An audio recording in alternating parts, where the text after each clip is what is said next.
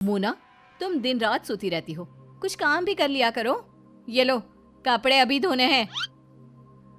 लेकिन भाभी, ये कपड़े तो मैंने कल ही धोए हैं। मुझे कॉलेज जाना है, देर हो रही है। अरे पढ़ लेकर कौन सा कलेक्टर बनेगी हैं? शादी करके पराए घर ही तो जाना है। घर के काम सीखेगी तो तुम्हारे लिए ही अच्छा रहेगा। बेचारी मोना कॉलेज नहीं जाती और धुले हुए कपड़े दोबारा धोती है। मोना के माता पिता का देहांत कई साल पहले हो गया था। मोना अपने भाई और भाभी के साथ रहती है। उसके भाई और भाभी का बर्ताव उसके साथ अच्छा नहीं है। अगले दिन मोना कॉलेज चली जाती है। वहाँ उसका दोस्त आयुष उससे कहता है, हाय मोना, कैसी हो? तुम कल कॉलेज क्यों नहीं आई थी? बस ऐसे ही, कल घर में काम ज्यादा था। काम ज्यादा था या तुम्हारी भाभी ने आने नहीं दिया? हाँ, भाभी ने ही नहीं आने दिया। मेरे एग्जाम सर पर आ रहे हैं, लेकिन भाभी मुझे पढ़ने लिखने ही नहीं देती। नए नए तरीके ढूंढती रहती है मुझे बिजी रखने के। तो तुम अपने भाई से क्यों नहीं कहती? भैया से कहने का कोई फायदा नहीं है। वो भी भाभी की तरह हर समय मुझसे लड़ते रहते हैं। जब भैया की शादी नहीं हुई थी तब वो मुझे बहुत प्यार करते थे, लेकिन शादी होने के बाद वो बिल्कुल ही बदल गए। इतने में बेल बजती है। शकुंतला मैडम का लेक्चर शुरू होने वाला है, जल्दी चलो, नहीं तो उनका बर्ताव हमारी तरफ बुरा हो जाएगा। मोना और आयुष हंसने लगते हैं। आयुष मोना का अच्छा दोस्त है। वो मोना से बहुत प्यार करता है, लेकिन मोना इस बारे में कुछ नहीं जानती। एक दिन आयुष उसे उसके घर छोड़कर चला जाता है। मोना, ये कोई समय है घर आने का? तुम्हारे अंदर शर्म हया कुछ बची है या नहीं? भाभी, बस 1 घंटा ही तो लेट आई हूँ। आप तो ऐसे पूछ रही हैं जैसे 4 दिन से गायब हूँ। अगर आज 1 घंटा लेट होने का कारण नहीं पूछा ना, तो कल से 4-4 दिन भी गायब होने लगोगी। इसलिए पूछ रही हूँ, मेरे सवालों का सीधा सीधा जवाब दो। भाभी, कल से एग्जाम शुरू है, इसलिए लाइब्रेरी में बैठकर पढ़ रही थी। घर पर तो आप पढ़ने नहीं देती, जब देखो काम में लगा कर रखती हो। तुम्हारी जुबान कैंची की तरह चलने लगी है। कौन था वो लड़का जो तुम्हें यहाँ छोड़कर गया है? वो मेरे साथ ही पढ़ता है। आज लेट हो गया था, इसलिए वो घर छोड़ने आ गया। आजकल तुम बहुत हवा में उड़ रही हो ना। आज लड़के के साथ घर आई हो, कल किसी से शादी करके घर आ जाओगी और हमारी इज्जत को मिट्टी में मिला दोगी। मोना अपनी भाभी को समझाने की बहुत कोशिश करती है, लेकिन रुचि तो अपने पति को भी मोना के खिलाफ भड़काती रहती है। अगली सुबह मोना तैयार होकर कॉलेज के लिए निकल रही थी कि तभी उसका भाई उसे रोकते हुए कहता है, रुको मोना, आज तुम कॉलेज नहीं जाओगी। लेकिन क्यों भैया, आज मेरा एग्जाम है। अरे बहुत कर ली तुमने पढ़ाई, घर बैठो अब। इससे पहले कि तुम हमारे चेहरे पर कालिक पोतो, हम तुम्हारी शादी कर देंगे। क्या शादी? नहीं भैया, जब तक मेरी पढ़ाई पूरी नहीं होती मैं शादी नहीं करूंगी। मोना, तुम्हें पता है ना, मुझे अपनी बात दोहराना पसंद नहीं। शाम को तुम्हें लड़के वाले देखने आ रहे हैं, हम जल्द ही तुम्हारी शादी कर देंगे। मोना अपने भाई को समझाने की बहुत कोशिश करती है, लेकिन उसका भाई उसकी एक नहीं सुनता। वहाँ कॉलेज में आयुष इस बात से परेशान होता है कि मोना एग्जाम देने क्यों नहीं आई, और इस वजह से वो खुद भी एग्जामिनेशन हॉल में नहीं जाता। आयुष की दोस्त मानसी उससे पूछती है, आयुष, पागल हो गए हो क्या? तुम कॉलेज में आए हो और फिर भी तुमने एग्जाम नहीं दिया। मानसी यार, आज मोना कॉलेज नहीं आई, मैं उसके घर जा नहीं सकता। अब क्या तुम उसके घर जाकर पता लगा सकती हो कि वो क्यों नहीं आई? हाँ हाँ, क्यों नहीं, चली जाऊंगी मैं। लेकिन तुम एक बात बताओ, जब तुम मोना से इतना प्यार करते हो तो उसे बता क्यों नहीं देते? अब बता दूंगा। सुनो, तुम उसे ये भी बोल देना कि कल मुझे मंदिर में आकर मिले, लेकिन ये मत बताना कि मैंने आज एग्जाम नहीं दिया, उसे अच्छा नहीं लगेगा। मानसी मोना के घर जाती है और उससे सारी बात बता देती है। अगले दिन मोना आयुष से मंदिर में मिलती है। आयुष, मेरे भैया भाभी मेरी शादी किसी अधेड़ उम्र के आदमी से करवा रहे हैं। वो एकदम गंवार देहाती है और शादी के बाद मुझे गांव में रहना पड़ेगा। उन्होंने तो मेरा रिश्ता भी पक्का कर दिया है। मोना, तुम परेशान मत हो, मानसी ने मुझे सब कुछ बता दिया है। इस समस्या से निकलने का तुम्हारे पास एक रास्ता है, तुम अपने भाई भाभी का घर छोड़ दो। लेकिन फिर मैं कहाँ जाऊंगी? भैया के अलावा मेरा इस दुनिया में कोई नहीं है। तुम मेरे घर चलो, मेरे साथ। मैं तुम्हें किसी चीज की कमी नहीं होने दूंगा। लेकिन आयुष, तुम्हारे घर पर इस तरह से रहना, लोग क्या कहेंगे? तुम अपने मम्मी पापा से क्या कहोगे? नहीं, ये ठीक नहीं है। मोना, हम दोनों मंदिर में खड़े हैं। आज मैं तुमसे जो भी बात कहूँगा तुम्हें उस बात पर विश्वास करना होगा। मैं तुमसे बहुत प्यार करता हूँ। सारी जिंदगी मैं तुम्हारे साथ रहना चाहता हूँ। क्या तुम मुझसे शादी करोगी? मोना आयुष के मुंह से ऐसी बात सुनकर हैरान हो जाती है। वो कुछ बोल पाती इससे पहले आयुष सिंदूर लेकर मोना की मांग में भरकर कहता है, मैं भगवान को साक्षी मानकर कहता हूँ, मैं जिंदगी भर तुम्हारा साथ निभाऊंगा और तुम्हारे हर सुख दुख में तुम्हारा साथ दूंगा। आयुष की बातों में मोना को सच्चाई दिखी और फिर सारे रस्म रिवाज के साथ दोनों ने मंदिर में शादी कर ली। मोना आयुष के साथ अपने भैया भाभी के घर पहुंची तो रुचि ने उसे देखकर अपना माथा पीट लिया। हाय राम, ये क्या कर लिया इस लड़की ने? सारे खानदान का मुंह काला कर दिया। मैंने अपनी पसंद के लड़के से शादी कर ली तो आपके खानदान का मुंह काला हो गया, और आप दोनों उस देहाती गवार अधेड़ उम्र की लड़की के साथ मेरी शादी करवा रहे थे। उससे आपके खानदान का मुंह गोरा हो जाता। मोना, ये तुमने अच्छा नहीं किया। निकल जाओ इस घर से और कभी भी मुझे अपनी शक्ल मत दिखाना। आज से तुम हमारे लिए मर गई। मर तो मैं आपके लिए उसी दिन गई थी जिस दिन भाभी आपकी जिंदगी में आई थी। बस ये बात कहने में आपको कई साल लग गए। इसके बाद आयुष मोना को अपने घर ले जाता है। रास्ते में मोना आयुष से पूछती है, आयुष, मुझे बहुत डर लग रहा है। तुम्हारे मम्मी पापा हमारे रिश्ते को स्वीकार करेंगे या नहीं? आयुष मोना की बात का कोई जवाब नहीं देता और अपने घर की तरफ चल देता है। आयुष जैसे ही मोना को अपने घर के पास लेकर जाता है तो वहां पर उनके स्वागत के लिए पहले ही बहुत सारे लोग खड़े होते हैं। वो उन दोनों पर फूलों की वर्षा करते हैं। मोना ये देखकर हैरान हो जाती है। ये सब क्या है आयुष? ये तो शुरुआत है, आगे आगे देखो होता है क्या। मोना घर के अंदर गई तो आयुष के मम्मी पापा ने मोना को नई दुल्हन की तरह अंदर प्रवेश कराया। उसे बहुत सारे तोहफे दिए। मोना ने उनके पैर छूकर उनका आशीर्वाद लिया।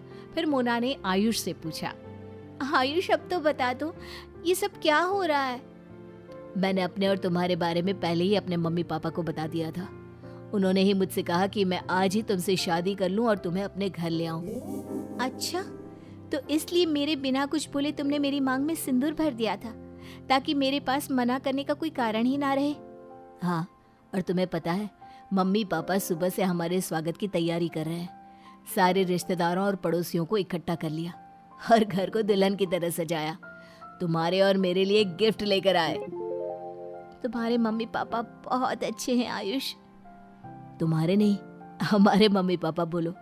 आज से वो तुम्हारे भी तो मम्मी पापा है। इस तरह आयुष और मोना की जिंदगी का नया चैप्टर शुरू हो गया। दोनों ने अपनी पढ़ाई पूरी की और हर कदम पर आयुष ने मोना का साथ दिया। एक लड़की के लिए उसका मायका दुनिया की सबसे खूबसूरत जगह होती है, पर जिया के लिए ऐसा बिल्कुल भी नहीं था। वो महज 10 साल की थी जब उसकी माँ की मौत हो गई और उसके पिता ने दूसरी शादी कर ली। उसी से उन्हें दूसरा बेटा भी हुआ। पर इन सब में जिया ने अपना बचपन ठीक से एंजॉय ही नहीं किया। उसकी दूसरी माँ का ध्यान कभी जिया पर गया ही नहीं। वो तो बस हमेशा जिया से काम निकलवाने में लगी रहती थी। जिया, जिया कहाँ रह गई? हाँ माँ, छत पर कपड़े डाल रही हूँ, अभी आई। कहिए माँ, आपने मुझे बुलाया? हाँ, आज ना राजा का हलवा खाने का मन है तो तुम बना देना, ठीक है? माँ, आप जानती है ना, मैं स्कूल में बच्चों को पढ़ाने जाती हूँ और अब तो उनकी परीक्षाएं भी आ रही हैं। मुझे उन पर ध्यान देना होगा माँ। हाँ हाँ, सब जानती हूँ मैं, बड़ी मास्टरनी बनी फिरती है। मैंने कहा ना, राजा का हलवा खाने का मन है। अपने भाई के लिए इतना नहीं कर सकती? पहले हलवा बना देना, बाद में चली जाना।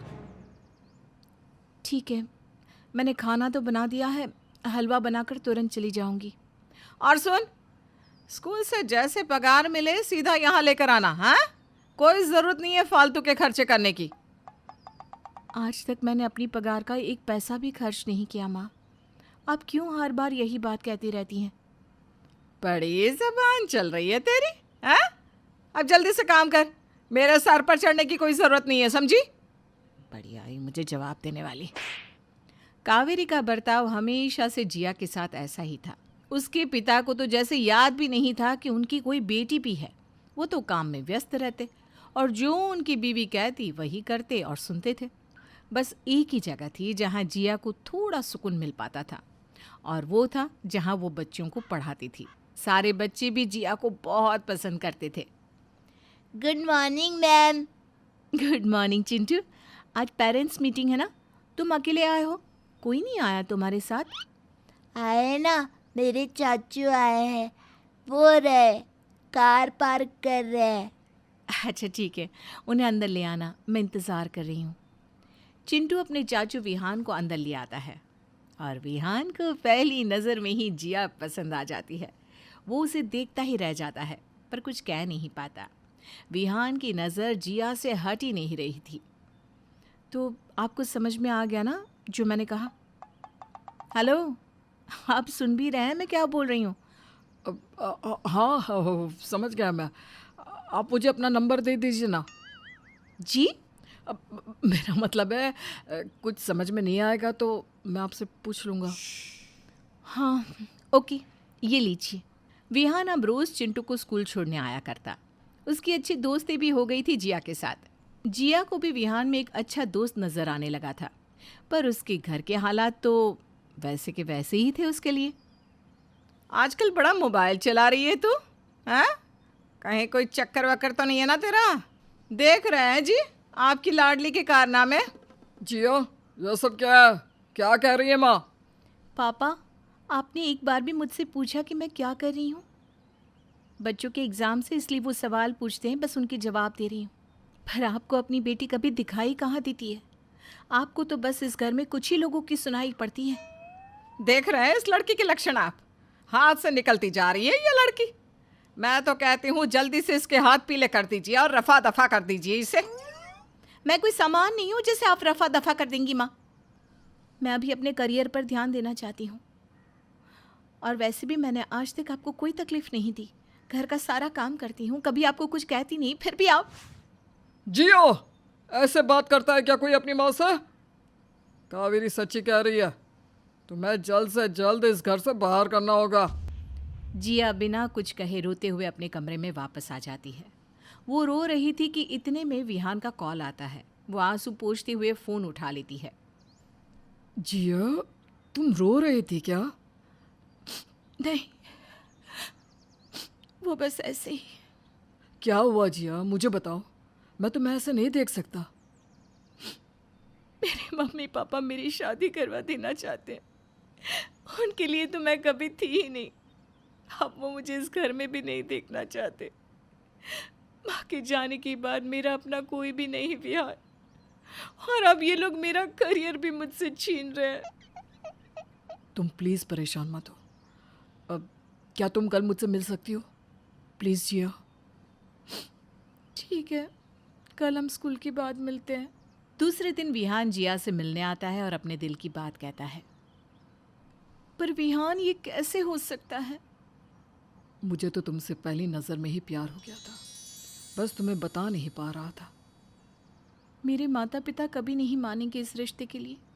वो तो मेरी शादी अपने दोस्त के एक शराबी बेटे से करवाना चाहते हैं, जिसके बाद उनका वो दोस्त उन्हें अपने व्यापार में शामिल कर ले। तुम बस हाँ कह दो, बाकी मुझ पर छोड़ दो। पहले हम तुम्हारे घर चलते हैं तुम्हारे माता पिता से बात करने। जिया विहान को अपने माता पिता से मिलवाने ले आती है, पर जैसा उसे डर था वैसा ही होता है। वो दोनों जिया को आशीर्वाद देने के बजाय बहुत खरी खोटी सुनाते हैं। आप लोग एक बार तो मेरी खुशी के लिए कुछ कर दीजिए। बचपन से मैंने आपसे कभी कुछ नहीं मांगा। अगर तू इस लड़के के साथ गई ना तो वापस इस घर में आने की जरूरत नहीं, समझी? चलो जिया, अब मैं तुम्हें इस घर में रहने नहीं दे सकता। विहान जिया को कार में बिठा देता है और दोनों उसके घर जाने लगते हैं। विहान, मुझे नहीं लगता तुम्हारे माता पिता और भाई भाभी मुझे अपनाएंगे। मेरी किस्मत में किसी का प्यार नहीं। तुम मुझ पर भरोसा रखो, मैं सब कुछ ठीक कर दूंगा। विहान और जिया घर पहुंचते हैं तो वहाँ पूरे घर में अंधेरा होता है। अरे, यहाँ इतना अंधेरा क्यों है? जैसे ही जिया और विहान अंदर की ओर आते हैं लाइट जल जाती है और सब लोग उन पर फूल फेंकते हैं। वहाँ एक सुंदर सा मंडप सजा हुआ होता है और विहान की भाभी एक सुंदर लाल जोड़ा हाथ में लेकर आती है और जिया से कहती है, तो देवरानी तैयार हो जाइए अपनी शादी के लिए। विहान, ये सब कैसे? मैंने जब तुम्हारे बारे में कल सबको बताया तो सब लोगों ने यही प्लान बनाया था। देखो, मंडप, पंडित जी, वरमाला सब तैयार है हमारे लिए। जिया शादी के लाल जोड़े में तैयार होकर आती है और पूरे रीति रिवाज के साथ विहान से शादी करती है और बड़ों का आशीर्वाद लेती है। एक बात पूछूं? हाँ, पूछो। अभी आपको चाची कहूँ या मैम? सब लोग हंसने लगते हैं। जिया शादी के बाद भी अपनी जॉब चालू रखती है और स्कूल की प्रिंसिपल बन जाती है। उसने जितने दुख अपने मायके में देखे थे, उतनी ही खुशियाँ उसे शादी के बाद ससुराल में आकर मिल गई थी।